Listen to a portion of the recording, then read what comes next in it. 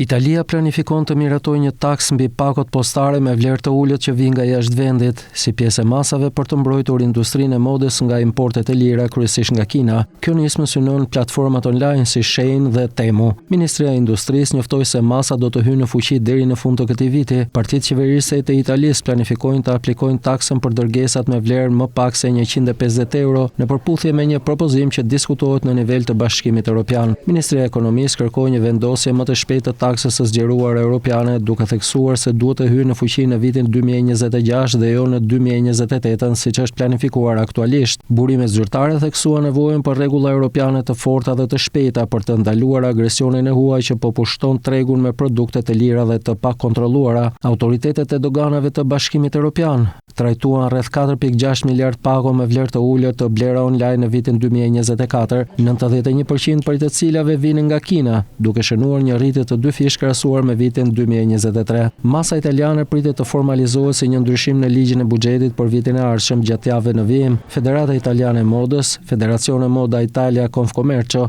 e mirëpriti këtë propozim, duke cilësuar si një hap përpara drejt frenimit të modës së shpejtë. Federata vlerësoi qëndrimin e qeverisë për të trajtuar impaktet ekonomike dhe mjedisore. Sipas tyre, kjo lloj mode gjithashtu ushtron burime të konsiderueshme nga ekonomia dhe arka e shtetit.